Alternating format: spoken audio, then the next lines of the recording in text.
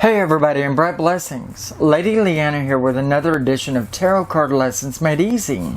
And as you can see, I'm just kind of chilling out here in my living room, taking things on a more gentle note, you know what I mean? Taking it more relaxed. And sometimes it's good to do that. I've been kind of busy lately, as you can kind of tell by my being late in making this video, and that seems to be my anthem lately. Between the two channels, I am staying busy, I'm telling you. But I do the best I can. Anyway, you know, it's kind of good to just kind of take it easy once in a while. It's great to have you guys tune in for yet another show. I love having you back here. And really, I appreciate you tuning in. But today we are concentrating on the Five of Swords. The Five of Swords. It's a very good card. If you don't have yours out, you should. If you intend to follow along via your own cards. If you don't have your own cards yet, or if you don't want to pull yours out, I'll be flashing the card up big and bold on the screen just so that you can follow along with me anyway. So no biggie one way or the other.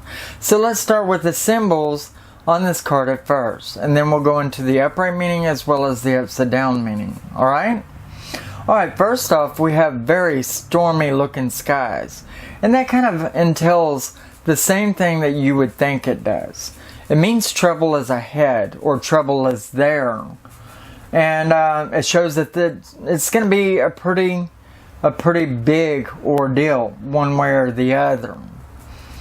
It does say that sometimes, I mean, when you're looking at the clouds, it does say that sometimes your focus can be swayed in one direction or the other. And if you're not cautious, then you could lose within this battle. But for the most part, it shows a very victorious looking fellow standing there. And he's kind of bracing himself up, I guess you could say, with the sword in his right hand, which is aimed at the ground, but it's kind of laid at its side, so he's not doing a good job of it, which means that, you know, his victory could be empty, and he could feel really bad about winning in the way that he has, which may imply that he is playing underhandedly to win in this battle, or pride, but an empty pride, as he's standing alone and nobody else is wanting to be around him. You can tell as the two gentlemen in the back are walking away. You know, one of them in shame, one of them not. The one walking away not in shame would be just probably somebody not wanting to be around him.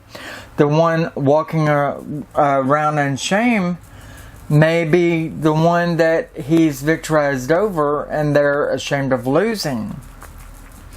Overly pridefulness gets you nowhere, really.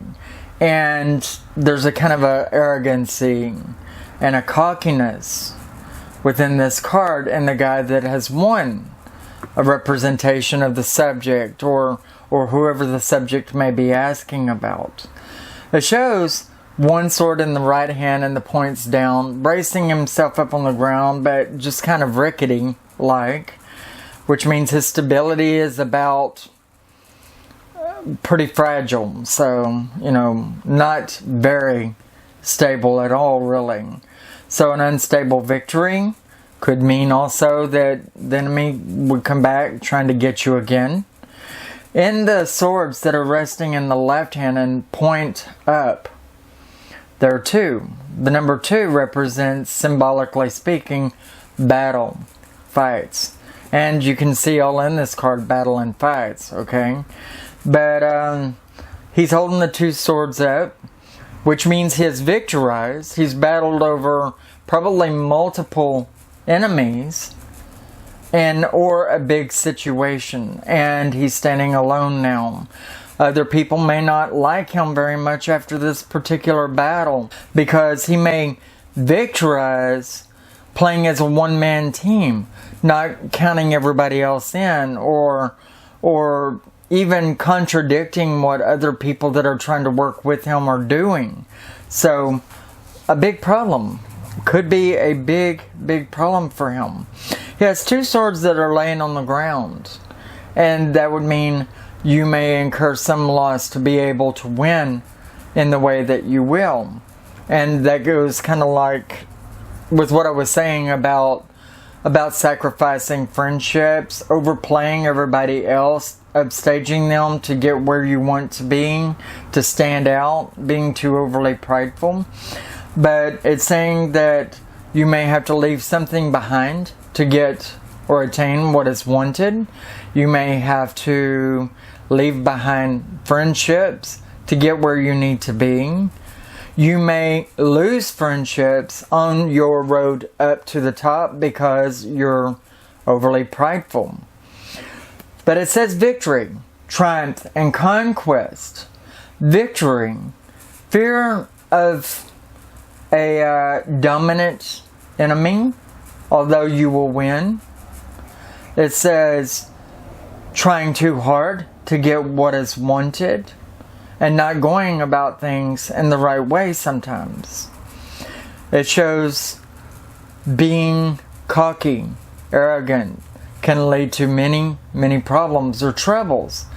Expect that you will meet with some troubles on your pathway ahead. Swords are an air symbol within the tarot cards. Also, they're a symbol of logic, knowledge, and wisdom, which would mean a lot to do with business and industry, as well as